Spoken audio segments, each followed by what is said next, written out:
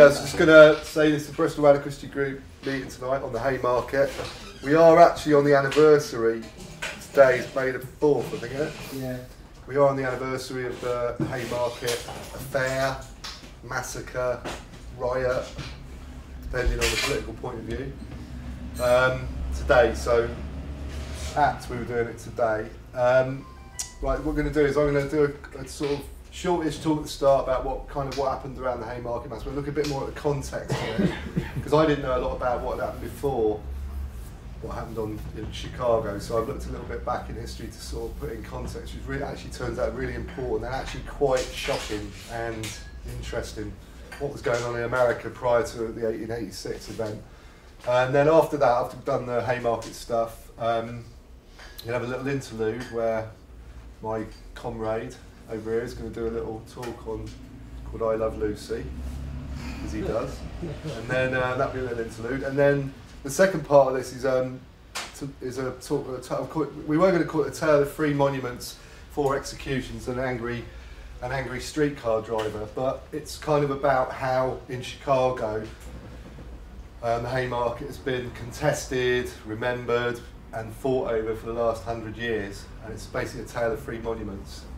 And we're doing that because we went out, some of the Bristol Anarchist Group went out to Chicago last year, and it was very interesting actually being in Chicago and going to all these sites, getting rub-ins and stuff, which you can have a look at in a minute.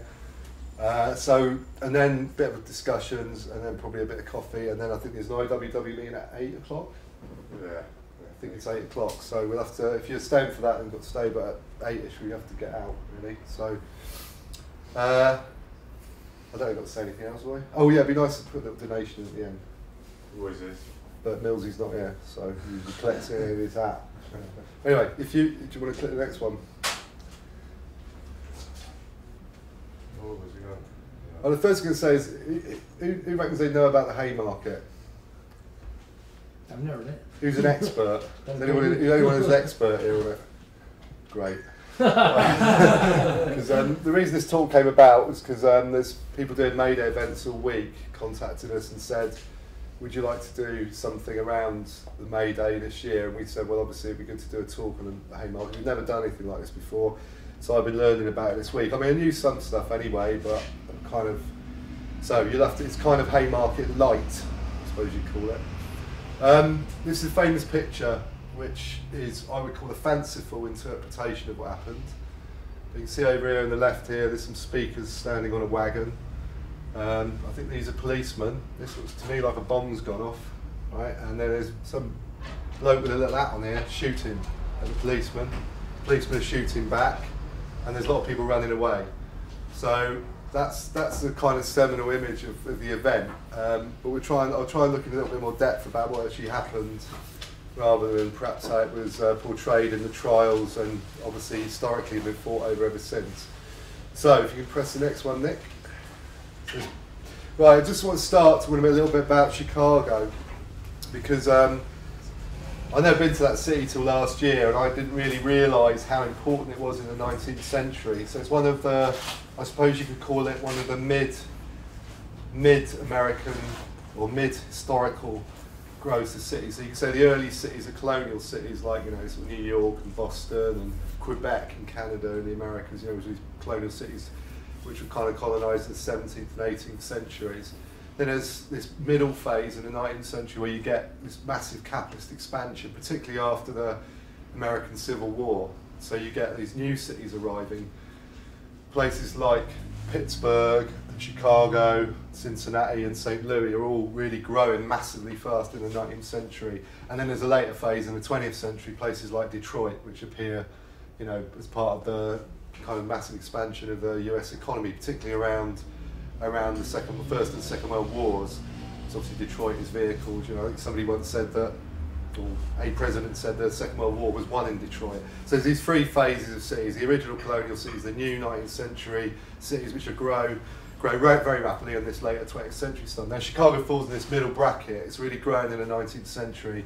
And this, I chose this map because it kind of shows the railroads in the 1880s.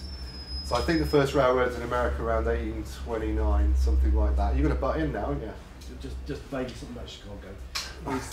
It is It was Not started yet. It was the railhead. Yeah. They abattoirs, so they deconstructed animals. That's right. I was going to come on to that. But the point about Chicago is you can see where it's situated. So this is obviously the east coast of America, pretty much going through to the Midwest, which sort of, now you could argue the Midwest starts at the end of the Great Lakes, really. So Chicago sits in this really strategic location. You can see this rail network. You know, there's a huge amount of rail lines going through Chicago. And the key points are places like here, which is Toledo, which is like kind of, because of the Great Lakes create this big barrier, you get a huge amount of traffic moving just under the Great Lakes. You see the railroads run underneath them. Toledo first of all, and then Chicago.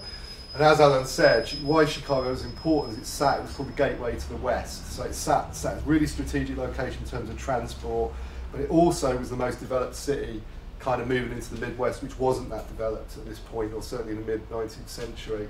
So it's very, very important. It grows extremely fast and it needs a huge amount of labour, and that labour is required for a whole load of industries. And obviously in this eastern area you've got like steel and iron production and coal around Pittsburgh, Cincinnati, St. Louis even. But Chicago's main importance was that it had sort of heavy industries, including weaving and sort of textiles and all that kind of stuff. But what it's really doing, its function is to take all these goods from the west and the Midwest, take them eastward, but process them on the way. So, for example, as Alan said, you've got huge cattle markets, like huge amount of meat is being brought through Chicago, being processed and then moved eastwards to the big conurbations down there at the east coast. Similarly, it's central to lumber production as well. A lot of lumber is moving down the rivers. I mean, we've heard of a log jam. I saw some pictures of a log jam the other day. It's in a book, and this is where they were moving, timber down the rivers. Massive amounts of timber, and really extremely dangerous jobs, like lumberjacks and the people who move the logs down the rivers. So there's a hell of a lot of major sort of employers, a huge amount of like intensified labour in Chicago. And of course, you can think about it. You might have big populations in the east that are trying to attract people to go westwards, right? But the point about Chicago is the wages are really, really low. It's a town that's run by a load of magnates, like capitalist magnates, whose main role was to really keep the wage rate down so that they could make massive profits out of what was going on. Consequently, a lot of the workers in the east, who were more often unionised and stuff like that, didn't move west because there was no incentive to. So they start looking for where they can get labour from. Now, where they're getting that labour from, if you click the next slide, in Europe in the 1870s to 1880s in particular, there's a European depression, and there's a huge amount of immigrant labour moving from Europe into the United States, and Chicago is one of the places they concentrate. And that's because, one, they're desperate, two, they haven't got many assets in the US, obviously, because they're immigrants, so they head to where they can get work, and Chicago is one of those places. So it rapidly grows, and a large number of those people are European immigrants, particularly Germans and Italians. So that kind of gives you an idea about the sort of makeup of the population. So a very new city with a huge amount of growth, with obviously bad housing and all sorts of other problems, but at the same time, a very big concentration of European workers, many who couldn't speak English. You get a large number of Eastern Europeans, Germans and Italians can't really speak English, they're learning English when they're there.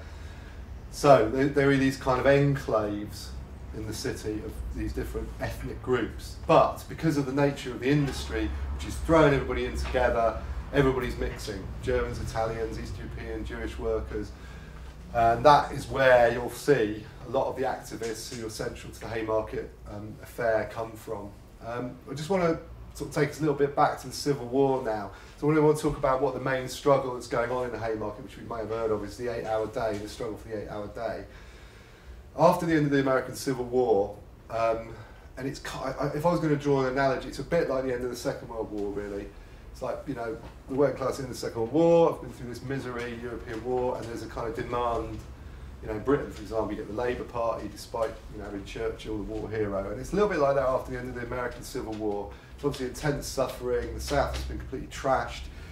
Slavery has ended, and there's a kind of demand amongst Northern, or people from the Yankees in the North, Yankee working class, to get better conditions at work. And they actually started to talk about the demands of the Civil War, not just being for the freedom of like African Americans, like slaves, but also for the freedom of workers in the north and the major industrial cities on the basis that wage slavery, they're kind of connecting slavery and the emancipation of African Americans with wage slavery. So it gets connected after the Civil War. There's quite a lot of struggles in 1867. That's where the first idea of the 8-hour day starts to appear. As I said, there was this depression, huge amount of immigrants coming over, and you get these formation of these unions like at that point. There's the KOL, which is the Knights of Labour, really much associated with Irish Americans. You get the AFL, it wasn't actually called the AFL, I forgot the name of it before, it's the American Federation of Labour. That's much more of a straightforward trade union. The Knights of Labour had a connection to things like the Molly Maguires and these kind of groups of Irish workers who literally used riot and intimidation, sabotage, and stuff like that to try and get their demands. The KOL's connected to that but becomes much more reformist. The AFL is kind of amalgamation of unions, of trade unions, and again becomes fairly reformist. But within all these organisations, I'll come on to the third in a minute, there is like, they're like all unions, they contain, sort of reformists right the way through to revolutionaries. So people moved between them quite a lot depending on which industries they were in and sometimes connected to which ethnic group they were in. The International Working People's Association, right, is the smallest of those three in Chicago, but it's founded in Chicago. Now the IWPA is like the militant union, which is where the anarchist socialists in particular, at that stage anarchist socialists and some communists are joining. But it was set up by mainly anarchist activists in Chicago, and it's definitely the most militant of those three unions. So they're the ones who are kind of putting forward the demands, and the IWPA is central to the fight for the 8-hour day. So they're the kind of organisations that are around. The struggle for the 8-hour day, obviously connected back to the Civil War. This has been rumbling on for like 20 years, this fight for the 8-hour day. And the key moment, I think, which changes after the end of the American Civil War, the key moment which changes the kind of relationship between the state and the employers and the working classes is the Great Railroad Strike of 1877.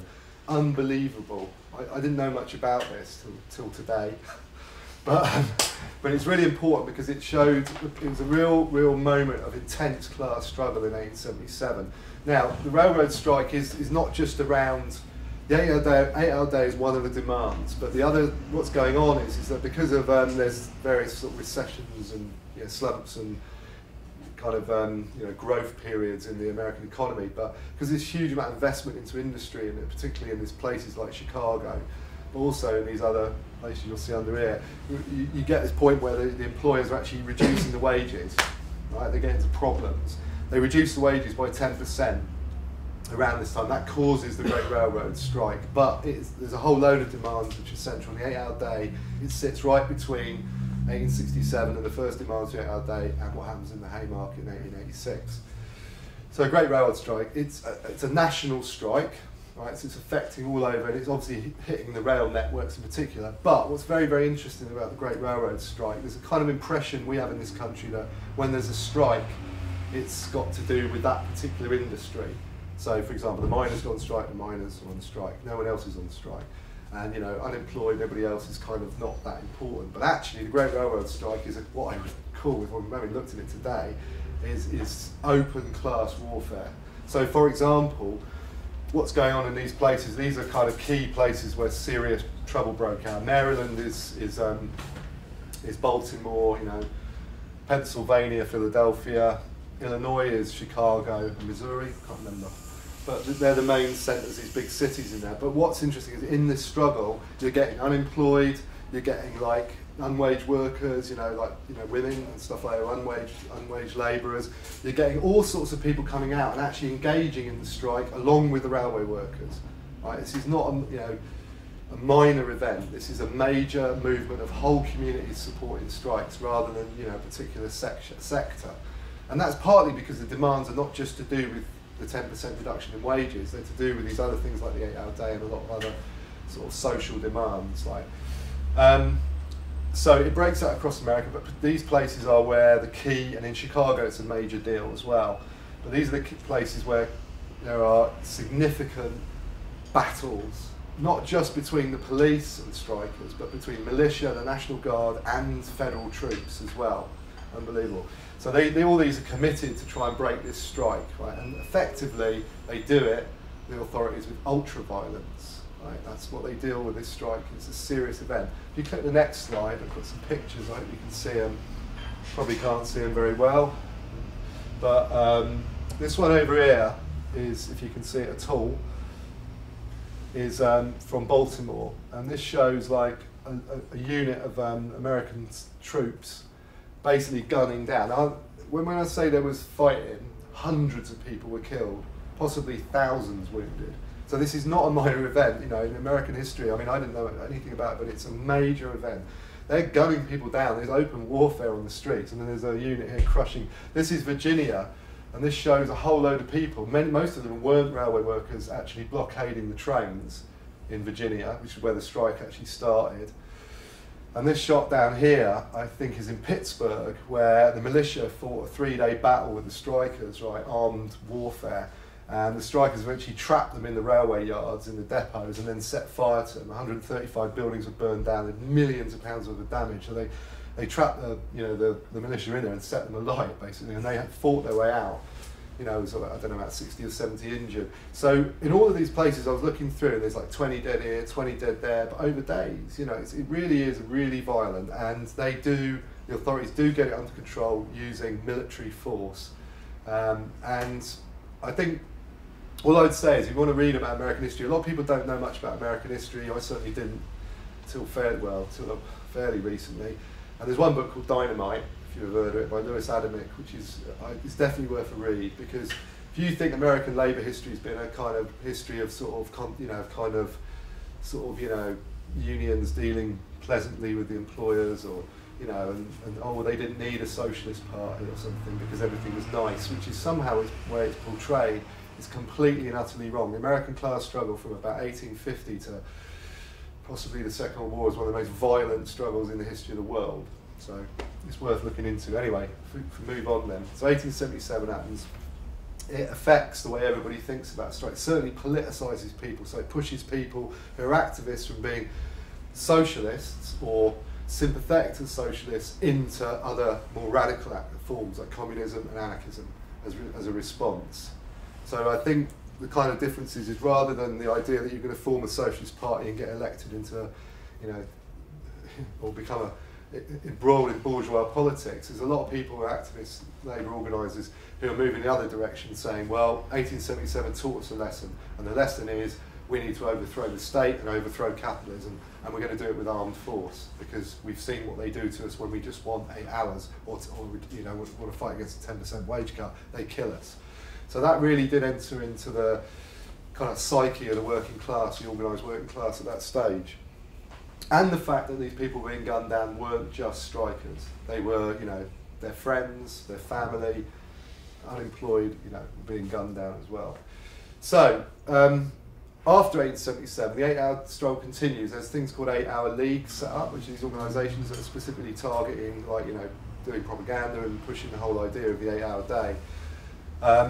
And through that period, the unions get more and more organised, and they start to pick on particular sectors. So, for example, I know they picked on the carpenters in Chicago and said, right, what we'll do is we'll get one section of workers and enforce the 8-hour day, right, with the employers. And if we get through with one sector of workers, then that will mean that other sectors will be able to bargain for that 8-hour day on the back of that, saying, well, they've got it, so we can have it.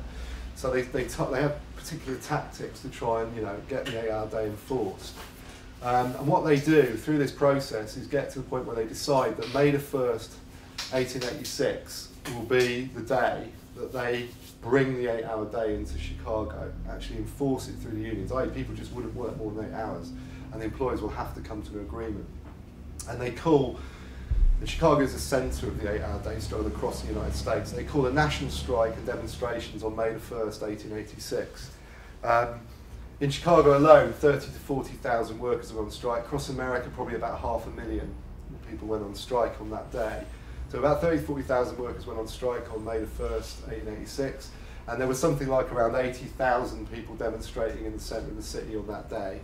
There's arguments about who did what, but it's one of the marches, which was about 40,000 strong, which marched through the centre of Chicago, was led by Albert and Lucy Parsons, who will feature in the story in a minute. They were at the front with their children. So it was a major deal, and the organisation that was really at the forefront of this was the Independent Working People's International Working People's Association.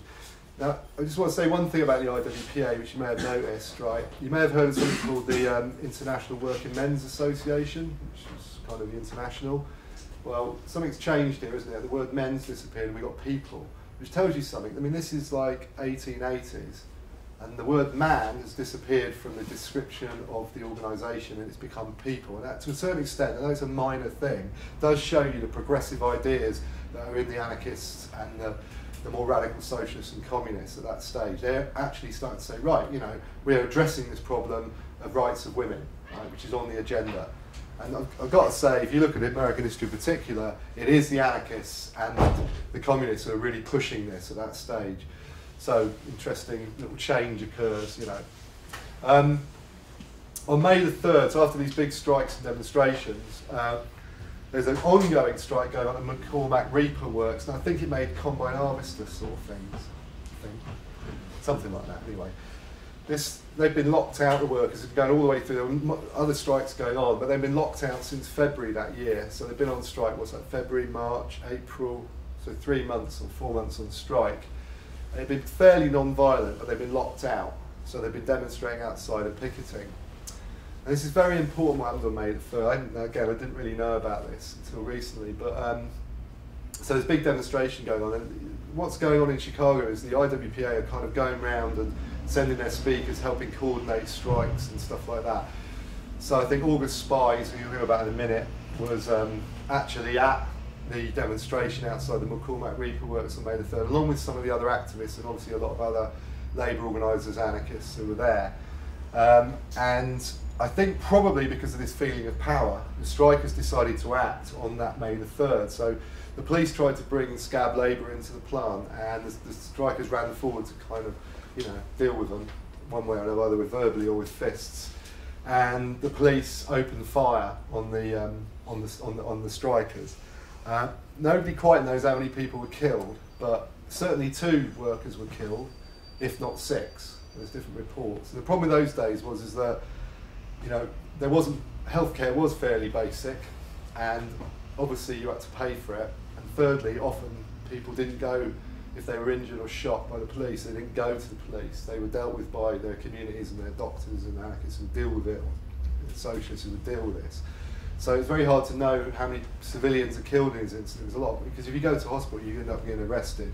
Because being shot by the police in those days was kind of like a reason for getting put away, ironically. Because if you were shot by the police, you must have been doing something bad. So you'd get arrested. So people didn't go to hospital a lot of the time. So we don't know how many people were shot. Certainly a large number of workers were injured, if not, and somewhere between 2 and 6 were killed. August Spies spoke at this, the anarchist August Spies spoke at that event, and which, you know, he said afterwards, I was very indignant. I knew from experience in the past that this butchering of people was done for the express purpose of defeating the 8-hour movement. So this event is key because it leads to what becomes the Haymarket affair. So if you click the next one, it's efficient. Oh, you got one. Right. So what do the IWPA do? These activists do? Well, after the shootings, they decided to call an emergency meeting the next day on May the 4th, and they put out these kind of flyers, you know, basically saying we need a mass meeting. You know, good speakers will be present to denounce the latest atrocious act of the police, the shooting of our fellow workmen yesterday afternoon. And these are going round. You see again, it's interesting in English and German. This one here, which was written by August Spies, wrote this one, this flyer. And this one I don't know, but it was a lot of these were connected to a radical newspaper called Arbeiterzeitung, which means Workers' Times, which will feature in the story. So they're kind of a radical newspaper which a lot of the anarchists were editing or writing for, or organising or printing. So they're knocking out all this stuff, saying come down to the Haymarket on May the 4th, and putting them out, come down, we're going to talk about what's happened, we're going to debate about it. But also, interestingly, which features in what happens, there's a couple of problems with these posters, it turns out. Something comrades might be worth remembering in the future. For example, revenge working men to arms, point out, and on this one, working men, arm yourselves and appear in full force, the executive committee. So just for the comrades, I don't know what you think, but it's probably best not to tell the enemy you're going to come with guns. Right? Probably best to just bring the guns. But anyway, yeah, don't be on Facebook. Oh yeah, bring guns tomorrow. You know. But I mean, there's obviously outrage, you know, and they feel the IWPA. They're on the crest of a wave here. You know, they really are leading this. The AFVAL and the Knights of Labour are a little bit in the background, but many of their members are supporting these strikes and demonstrations. So they whack this stuff out. They call the meeting on the Haymarket. So if you click the next one. Right, there's a little map of Haymarket. I've got a picture of Chicago, but it's kind of right in the centre of Chicago. Haymarket, like in this town, which is, anyone know where Haymarket is in this city? Broadmead, yeah. So most cities have Haymarkets. They're usually quite big spaces because I guess there's a market for hay there at some point or other in the past. So there's the Haymarket here. The interesting thing is, of course, they decide, there's tram lines and stuff and things like that, so they actually decide not to have this meeting right in the middle of the Haymarket because it might disrupt the traffic. Right? So they decide to have it round a corner on this Des Plaines street here. And in fact, this is exactly where they decided to put their wagon, where they stand on, you know, roll the wagon up, jump on top and start giving a speech. About 3,000, well, somewhere up to about 3,000 people turned up at this emergency meeting to hear about what happened in McCormick Reaper Works the day before, what we're going to do next, and stuff like that. So the meeting is about 3 hours long. Okay, so speeches, arguments, debates, and after about a couple of hours, people start to drift away. You know, the last speaker's coming on, standing on this wagon, and the whole time the mayor is there. The mayor of Chicago is in the crowd, right? Famously, and listens to what they're saying. You know, he's not accosted or anything. He doesn't say there's any violence, no trouble. Completely peaceful meeting of, you know, several thousand people. Anyway, people drift away. Towards the end of the meeting in the evening, there's something like about 200 people left. Okay, and mostly sort of. Well, a lot of them would have been IWPA sort of stalwarts, you know, people who are there, organisers and stuff like that. This place here is the local police station, one of the central police stations, Des Plaines Street Station, right here. And just as this meeting's hitting about 3 hours, there's only about 200 people left. A detachment of 180 policemen came out of the police station and started to march towards the speakers here on the, you know, where the small crowd is. So you've actually got about the same number of policemen as there are people there. It's almost equal, about 200 each. Like that. The policemen are armed, right, and they are in formation, and they march straight up towards to where this crowd is. Now at that point, the chief of police says, it says something about breach of the peace, and they basically decide to violently disperse that demonstration. Okay. Again, I make no comment about what their strategy was, the police, but as far as I can tell, they waited till they got to a crowd they could handle, right? And probably thinking that they'll get the organisers. Okay, and that becomes clear in what happens next. As they charge this group of labour organisers and demonstrators, somebody standing here throws a bomb at them. So they come up here and they charge the crowd. And somebody threw a bomb at them. And I'll show you what the bomb looked like in a minute. But they chuck the bomb in there. It explodes. Right? It's only small. Like that. It explodes amongst the policemen. Good shot. It was. I mean, it got it right in there. Very few demonstrators, if any, were injured by the bomb. It was only the police. So they threw it into this great phalanx of nearly 200 police. It explodes, and about 50 policemen are injured, but you know, many minor injuries because it just exploded with shrapnel. One policeman is killed by the bomb. Right? And I can tell you how he died. He died immediately. He died sometime afterwards, like an hour or so later, because a piece of shrapnel cut his main artery in his leg and he bled to death. I mean, one policeman is actually killed by the bomb, but as soon as the bomb goes off, lots of smoke. It's at night. The police just start opening fire. Okay, and they fire their guns for something like about 3 or 4 minutes of sustained gunfire.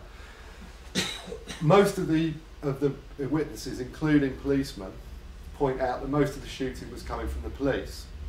So they're shooting, the picture I showed at the front. So they're opening fire, shooting their guns, and it's kind of chaos. They also, in that chaos, the police managed to shoot 7 other policemen dead. Right? That's how chaotic it was, just chaos. There was one, apparently, there's some reports that 1 or 2 people in the crowd fired back, right? But it's very, very limited accounts of that. I mean, it doesn't appear to be the police, claim this, but actually, all the reporters in there and stuff like that just say, well, there was a couple of people maybe fired a gun, but basically it was a huge volley of shots. 180 people, maybe 50 of them wounded, and then, so you can imagine 100 people with guns opening fire on a crowd of 200. Loads of people were killed and wounded. I mean, the estimate, the police said there were definitely more civilians wounded and killed than there were police. So you've got like 7 or 8 dying policemen. You've got 8 dying policemen. You've got probably about another 30, 40 minor who are wounded, right? And the police are wounding their own people as well. I mean, they killed 7 of their own people, but they also wounded loads of police as well. It's chaos. But meanwhile, there's volleys of shots flying into the crowd.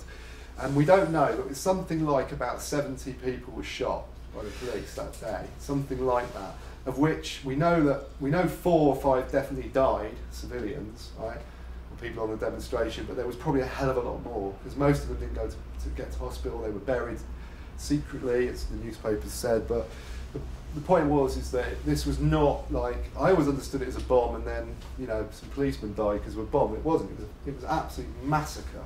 It was a chaotic massacre by the police of the demonstrators and of their own people.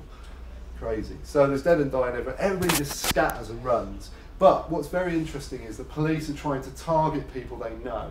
So there's a guy who happens to look like Albert Parsons there, right? And they are going after him, shooting him. They're trying to gun them down. One of the speakers, I can't remember which guy it was now. One of the Haymarket martyrs, actually gets shot in the groin because he's trying to stop his brother being executed. I mean, the cops get behind him and try and blow his head off, like, because they're trying to kill these anarchists. That's what they're doing. And he dives in and stops his brother being killed and gets shot in his own groin. It's literally this close. You've got to imagine, it's not like far away, volleys of shots, Russian Revolution or something. It's right on top of each other. It's like chaos. You imagine just one street. So everybody scatters, people run off, people are wounded, people are dying, other people are dragged off, people hide, and that effectively is the end of the incident that night, okay, scatter. So if you click the next.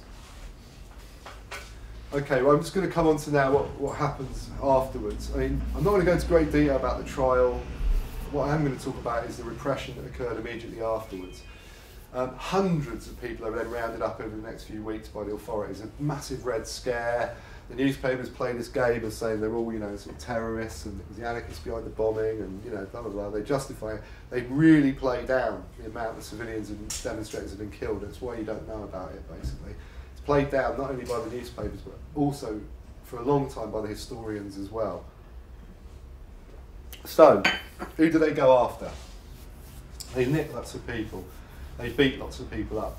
And they get a fair bit of information. But it becomes clear that they're after certain people, and eventually they kind of nail it down to 8 people that they want, right? Now I've put the Parsons up here for a couple of reasons. Lucy and Albert Parsons were married, they were activists. I won't talk about Lucy too much now.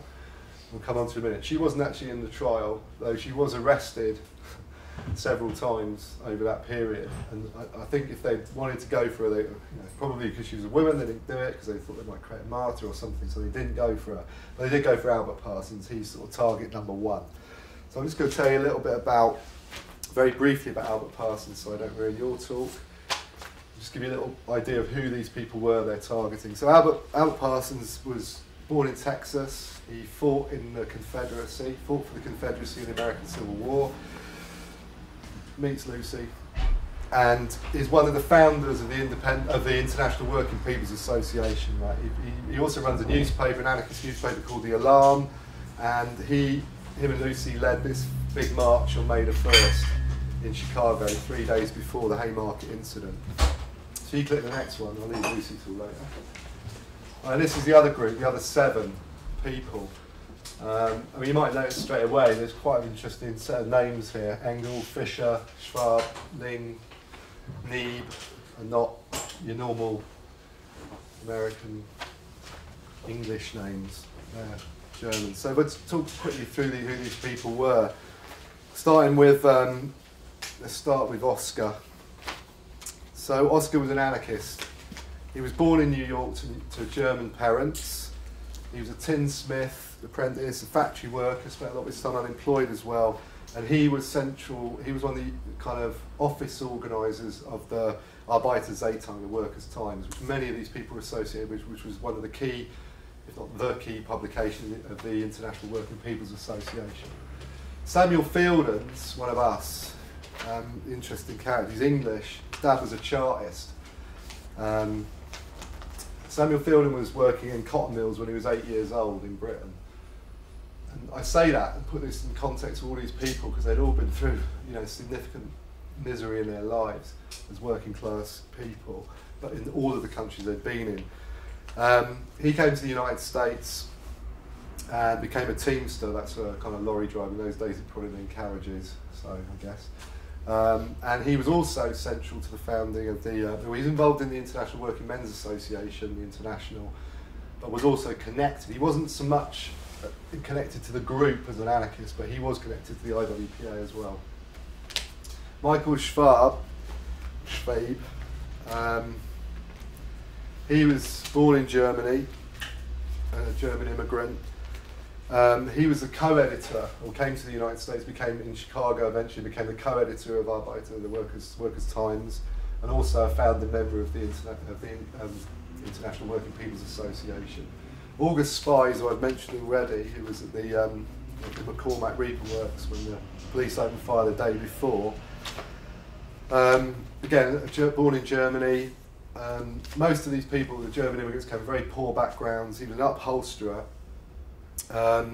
He joined the Socialist Labour Party in the United States and helped sort of form it, I think, and was also involved in Arbeiterzeitung as a writer and an editor at one stage, and was one of the founding members of the International Working People's Association.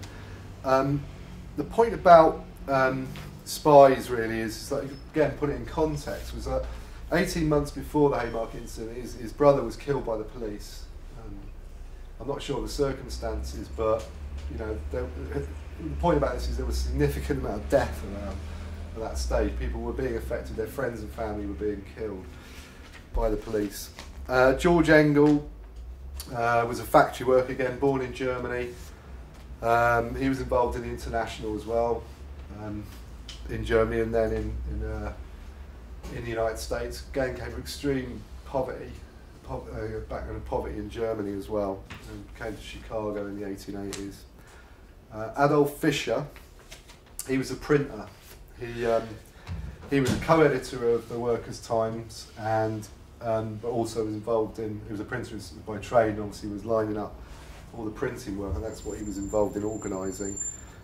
Again, one of the founders of the International Working People's Association. And lastly, Louis Ling, who's probably the one that caused the most trouble in the court case for the defendants. He was a German, born in Germany, a carpenter, came from extreme poverty in Germany, an anarchist, and as we'll see in a minute, unfortunately, when his house was raided, they found a number of bombs being made. So he was the bomb maker, they called him in the trial. Anyway, so we'll move on now. These are the people that are accused. So the trial goes on. It becomes clear very early on to all those people there and across the world that actually they've gone for these 8 people and there's significant problems with the evidence, but that's not going to hold the trial back. The trial concentrates on the fact that those posters were put out, saying revenge and, bring arms and all this stuff. It also concentrates on what people said in their speeches. So people said, we must stand up and fight, or whatever it was. That was used to say, well, that meant armed struggle. And there's no doubt about it that these people, although they were involved in, major sort of labour struggles at the time, believed at some stage it would come to some kind of armed confrontation. So they're not, let's not get it wrong. They certainly didn't present that. I mean, Spies, for example, stands up at the McCormick Reaper Works and tries to stop the strikers attacking the scabs, because he can see they're going to be gunned down. So I don't think these people were like, firebrands for going out and, sort of starting a, armed struggle in some, sending bombs through the post. They weren't that kind of people, but they were certainly not naive either, and certainly faced extreme violence over their lives, particularly in the US. So the outcome of the trial is, which is basically a show trial, they decide that all these people, all the Spies, Parsons, Fisher, Engle, Ling, Fielder and Schwab are sentenced to death, right? It's about 18 months after the Haymarket when the executions and all this are going to be carried out. Ling manages to commit suicide in his cell by chomping on it. It was a stupid thing to do, actually. No disrespect to you, Ling. But he decided to kill himself by biting a blasting cap in his mouth, which is not a good idea because it blew half the side of his face off and it took him 6 hours to die. But he did say that before he died it was his happiest moment. Before he bit it, I guess. But maybe he died before they could execute him. Spies, Parsons, Fisher and Engle were executed 18 months after the incident. Fielder and Schwab were basically given death sentences, but they were commuted to life imprisonment. I'm going to come on to why these things happen in a minute. So their sentences of death were commuted to life imprisonment. Neeb got 15 years in prison. He was the only one that didn't get a death sentence initially. The 7 years after the incident, the governor of Illinois stepped in, and because there was such, it was clearly a setup, the whole operation. And I've got to say, if you think about that paper keep coming up, doesn't it? Zeitung, these people are organisers. They're speakers, organisers, and they've targeted them, right? And they, I'll come on to why the evidence was all over the place in a minute, but they've clearly got this group out of hundreds of people that they were after. They've got this group of people, and it clearly becomes politicised across the world. The result is that even the governor of Illinois actually stepped in 1893 and pardoned Fielder, Neeb and Schwab, but obviously he's still in prison.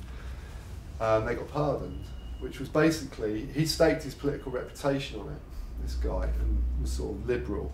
It destroyed him, right, politically, doing that. But he did pardon them afterwards, which was kind of a mission by the state that it was a setup. And Spies famously said before he was hung, the time will come when our silence will be more powerful than the voices you strangle today. And he's absolutely right. So we wouldn't be sitting here today, would we? And it wouldn't have become Mayday and all that. So that's kind of the outcome of the trial and everything. But let's come on to the more interesting bits. We were having a proper row last night about this when we was discussing it. And this is the kind of bomb that was thrown. Right, this was a bomb that, so it's about that big. And they found, that's a bomb that was found in Ling's flat. She was grassed up by his flatmate. So keep an eye on your flatmates. And the question is like, well, let's look at what was actually, let's look at the evidence, right? I mean, okay, so was it the accused who did it? Well, the first problem is that Spies and Fielder were there. They were actually there at the incident, but they were both standing on the carriage and clearly didn't throw the bomb. So they were definitely there. Fisher and Parsons had left, alibis. They'd left about an hour before it actually happened. So they weren't even there, Fisher and Parsons. Spies and Fielder were there, but not on the carriage. Fisher and Parsons had left. Parsons went for a beer. Fisher went for a beer, I think, and Parsons went back to the anarchist social centre place. Yeah. Schwab, Neeb, Ling and Engle weren't even there. They all had alibis. I think Schwab was actually, he was giving a speech somewhere else. So he had like hundreds, thousands of people who'd seen him at that moment. So there were other meetings going on. And all these other people, Ling said he was home playing cards and had all these alibi. But there was enough, there was plenty of evidence. They just weren't there. So we've got like out of the 8, only 2 of them were actually there. I mean, this is why the case was actually a complete joke, because it's all very well doing these people, but so what they were trying to say was there was a conspiracy. In the trial, they tried to say they all met on the Monday night before and planned it all and all this, but actually, clearly none of these people threw the bomb. There's no question about that, but which is why it was seen for what it was, as a political show trial aimed at taking out main key labour organisers and making an example of them. Right, this is where I get. I'm glad I'm glad Kieran is near because I proper row with him last night. But I mean, I've read over the years and always anarchist stuff, and they always go, oh yeah, it was an agent provocateur who did it, some copper threw it in, it was just an excuse to try and get, to allow them to open fire and stuff like that. They picked up, there's quite a few suspects, right? But actually, in terms of agent provocateur, there's only one figure who could have been an agent provocateur. And when I say suspects, there's quite a lot. I mean, I read about 15 different people who are thought to be the bomb thrower. But of course, there's a big problem, isn't there, for the police, which is simple, really, which is that if you're deciding that you're going to go after these like anarchists and socialist labour organisers and these radicals and take them out, you don't actually want to find the bloke who did it, do you? Because the moment you find the bloke who did it, they're all got off, haven't they? And the only way you can do them is to get that person to say, yeah, they told me to do it or something, which is ridiculous. So after the case has really got its momentum going, there's, in terms of investigation, there's no reason to find the bloke who did it, or the woman or the bloke who did it, because like if you do, they all get off.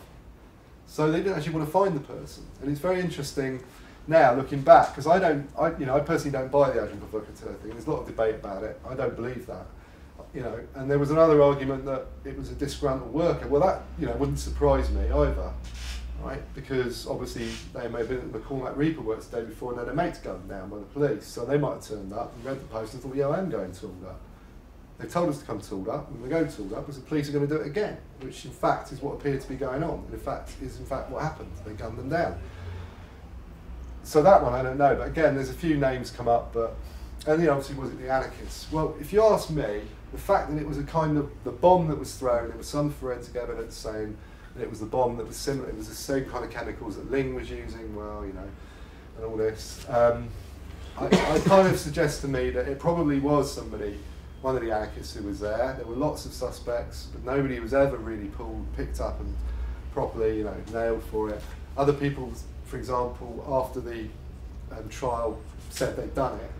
People who were dying, for various reasons, said I did it to try and get them off, but the state weren't interested. So I suspect personally, my personal opinion is it was probably somebody went down there, probably somebody had been at McCormick Reaper Works the day before and seen a massacre, and had gone down there with a bomb and thought, well, I've got a bomb in my pocket. If nothing happens, does it? And what they were doing was standing on that corner, and suddenly 180 police come charging down the street to attack the demonstration. They thought, bingo, put it in there, and that was that. But we'll never know who it is. I don't think it will ever be known. And I think the point about all this is that this is somewhat irrelevant, because the point was they went and killed these people because of their political authority at the time, and also their political connections, and the fact that they were now leading massive demonstrations. The IWPA is suddenly at the forefront of all this, literally within a few days. A lot of organising prior to that, when the May the 1st thing kicks off, they're at the centre of it. So, if you want to click the next one. Right, I'm going to stop there and hand over to Samuel.